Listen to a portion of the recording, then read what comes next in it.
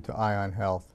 This show is designed to give you a better understanding of many of the complex medical issues that you may face in your life. As always, we bring you local healthcare experts to help you understand these issues and know what questions to ask. If you need any further information after viewing the show, you may contact us at Spindell Eye Associates, 6 Shenito Road, Derry, New Hampshire, and I'll call our office at 603-434-4193. You can also send us questions via our website, which is www.spindeleye.com. And we're very lucky today to have an excellent, exciting guest. It's Dr. Edward Jacobs, who practices psychology in Londonderry, New Hampshire. Thank you very much, Dr. Jacobs. I may call you Eddie because we've known each other for a long time. And Dr. Jacobs practices in Londonderry at 12 Parmenter Road in Londonderry, New Hampshire. And he also has a website, which is www.jacobsassociates.org. Right. And he's been very much a pioneer in the treatment of diseases such as ADHD, autism, and child development. He's pioneered the use of neurofeedback to help people to deal with these kinds of problems, especially parents trying to bring kids into the world who have certain psychological issues.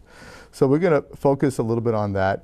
And tell us a little bit about your background, how you got into psychology first, and what you did in maybe the earlier days about your training. I know you went to college at is it Temple University? At Vassar. At Vassar University. I'm sorry, and you're on the staff at Temple University. Right. I went to graduate school at Temple University. Okay. Got my PhD at Temple University. And you've done some teaching there. Right. And then you've also done some teaching at Harvard Medical School. Correct. Great. Correct. And this has been involved in the whole field of neurofeedback, the teaching, or? The teaching recently, in the past 5 years, has been in neurofeedback. Okay. Before that, I was supervising trainees at Harvard Medical School, and I was teaching personality theory and psychopathology at Temple University. Wow. So then you kind of got into private practice after that. Right. Well, I worked in community mental health for a while. Okay. And then I worked in a group medical practice, a neurosurgery and neurology practice with a behavioral medicine component. Really? In northern Massachusetts. And then I established this private practice about 23 years ago in Londonderry. What was your original focus of your practice? I mean, you are a general psychologist. I mean, exactly. You did everything essentially. Right. Like a family practitioner in a sense. Right, right. I see people throughout the lifespan, and I did a specialized internship in child and family psychology at Judge Baker Guidance Center, Harvard Medical School.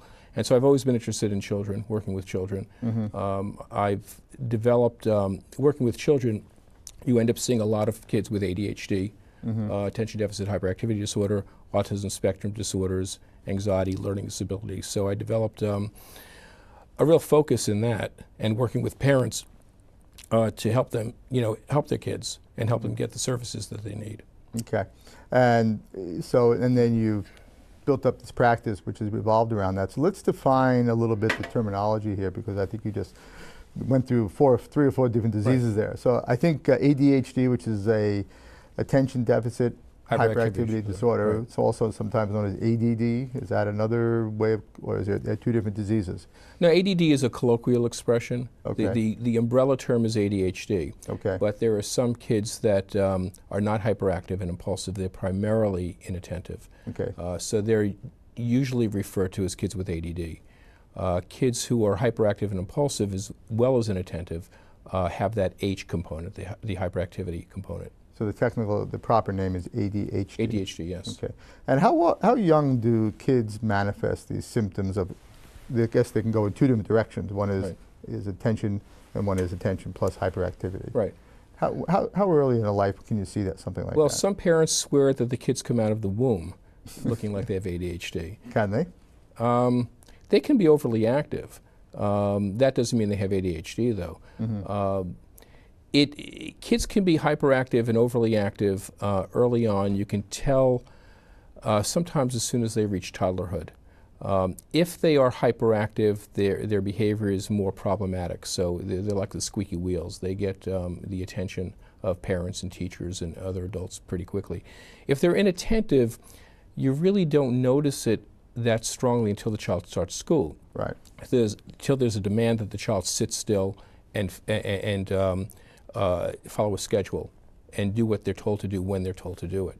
So often they're not. But by definition, there has to be some symptomatology before age 7. And I remember it was about 20, 25 years ago that the disease almost became a common, common knowledge, and it was almost like a stigma to it that, Right. if you had the disease, there was something, something wrong with you. Right. And obviously that's not the way it is now. I mean, Right.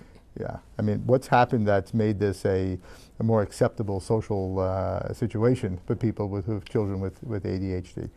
Well, it's become so well known that there are so many people who have been diagnosed with it that it's just so common now, or commonly identified. But I think that people also recognize that almost everybody has attention problems to some extent.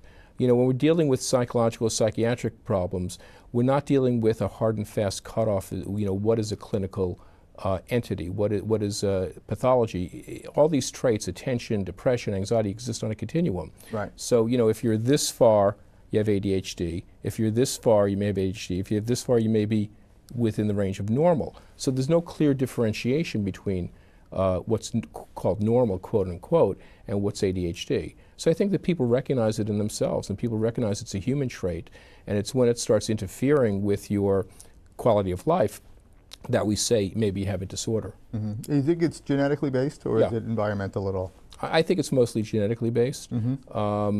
But I think that nature and nurture interact with each other. Right. But if you have ADHD, there's a 50% or greater chance that one or both of your parents have ADHD.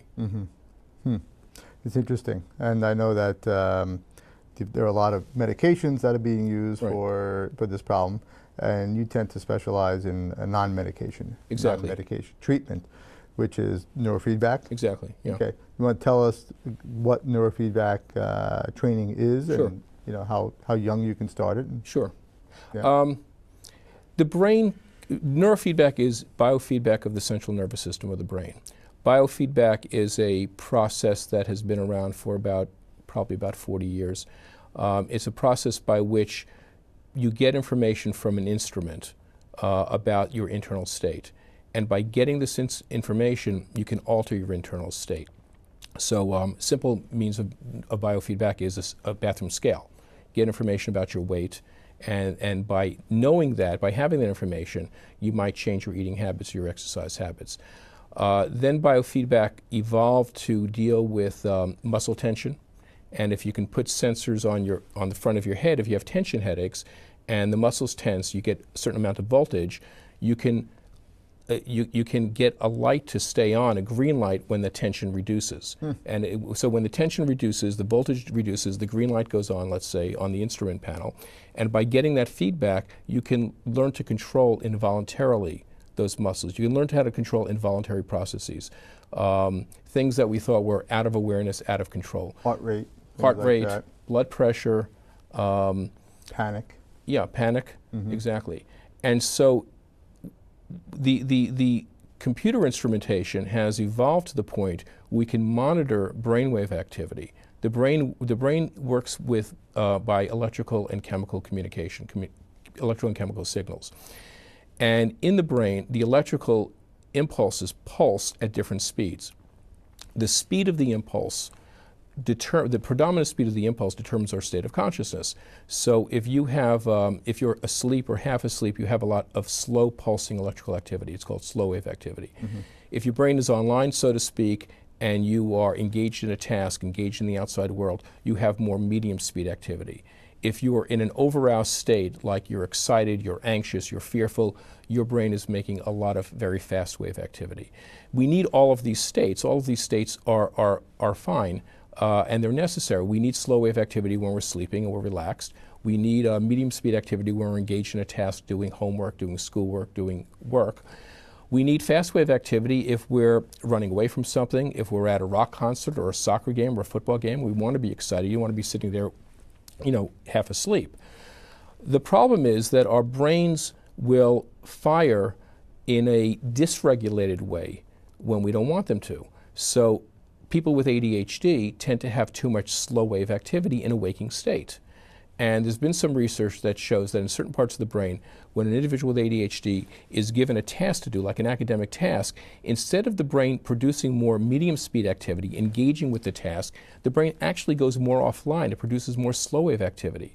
So the person with ADHD is fighting against the brainwave activity that is making the brain half asleep when you're trying to engage in the world and do tasks.